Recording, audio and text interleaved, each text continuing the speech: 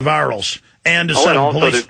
to get new power grabs that governments can do on a transnational, international basis, where the World Health Organization is more credible now in the UN because they're somehow or other the authorities.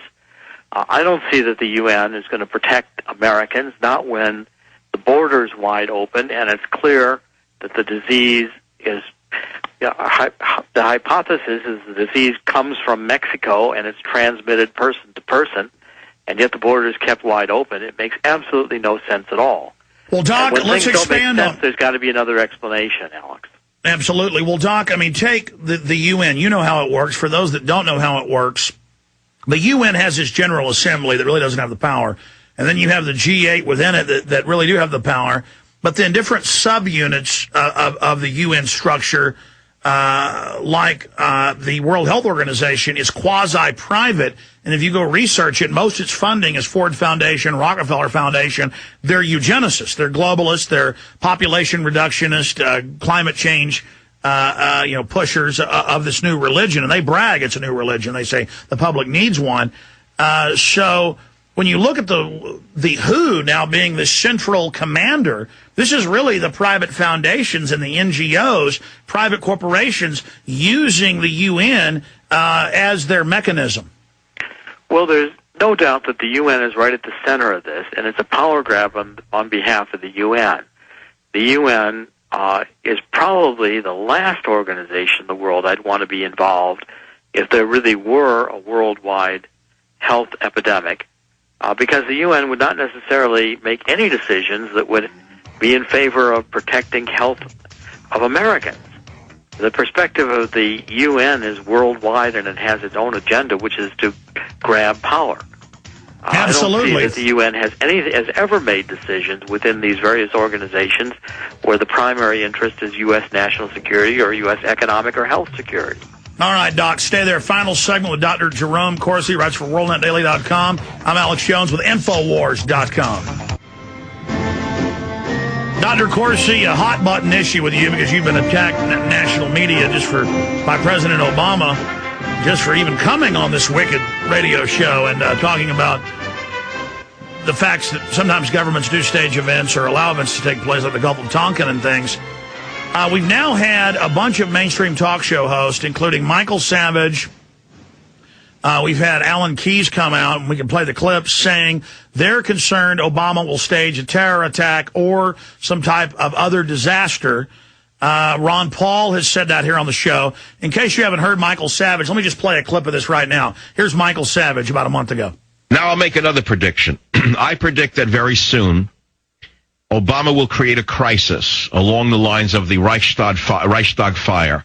I don't know what form it will take, but I believe that once the minions are seen for what they are, Rahm Emanuel and his gang will set off a Reichstag fire in this country of some kind, and they will recall the military dictatorship of Lincoln and Stanton during the Civil War, when civilian suspects were arrested without warrant. I will tell you as I sit here, I fear that every night as I go to sleep. I put nothing past these agitators who have suddenly seized... All right, let's stop right there. I mean, if you look at the military buildup, the police state, all of this, I mean, the federal reports that came out, Dr. Corsi, saying the number one threat are veterans and gun owners, that we're terrorists, and the whole Homeland Security system was built for American patriots. What do you think about what Savage and others are saying? Well, it's a very frightening scenario, and what I know is that the military apparatus, the emergency powers of the presidency through these Homeland Security and National Security directives that President Bush put in place, now all available to President Obama, give an unprecedented level of authority for the U.S. military to be involved in domestic emergencies. And what this recent swine flu, I think, hysteria proves is that the American people will accept any level of government control and military involvement if the people are scared into thinking there's a health threat of a major proportion. Now, that we could get this far, this much news, this much attention, this much shutdown of society, when there's been no illness at all, indicates to me that this has been a politically contrived hysteria, that there's no basis for it in the medical reality. But And yet very few people are holding the Obama administration to task for saying why all the alarmism when, in fact, the reality was that this disease was inconsequential. Also, Doctor, there's a lot of blaming the American people that got upset and scared instead of the administration and the World Health Organization. You don't blame the people when you yell fire in a theater and they get up and start running out. You blame the guy that yelled fire, don't you? Well, absolutely. And the hysteria that was created, President Obama coming on television, repeatedly discussing this in nationally televised press conferences, making an issue with Janet Napolitano coming out with repeated press conferences, nationally televised. I mean, there has to be a basis of thousands of people sick and dying before any of this hysteria is in any way proportionate to the government's out-of-control response. And the government needs to be held accountable for this. And the government says, oh, well, we need to press the alarm button. No, just pressing the alarm button to show that it can produce a compliant population ready to submit to government and military authority is not justification enough for scaring this many people, scaring the entire population of the United States, and demonstrating that no one would object even when the border was kept wide open, which makes no sense whatsoever. So, you know, if the powers that be want to see that the American people are already conditioned to accept martial law and continental or international control of a health emergency, this scare over swine flu proves the case. Absolutely. Dr. Jerome Corsi, thank you so much for joining us. Got a new book coming out soon. Look forward to having you on about that, sir. The America for Sale. It will be out in October. All right. Thank you so much, Dr. Corsi. Waging war on corruption. Alex Jones on the GCN Radio Network.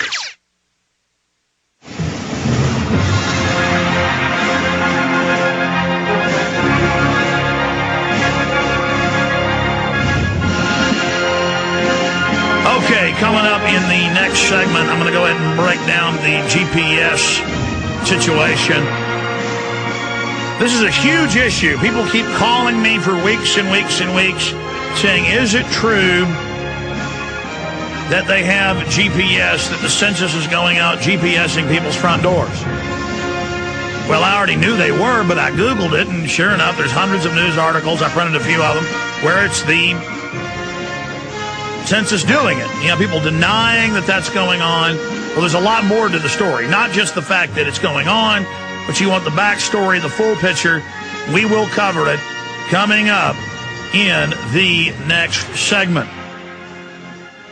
We're also going to get a quick 5-minute report or so from Mexico City. There's a YouTube reporter I think has done a pretty good job out there. George for Title is his YouTube channel name.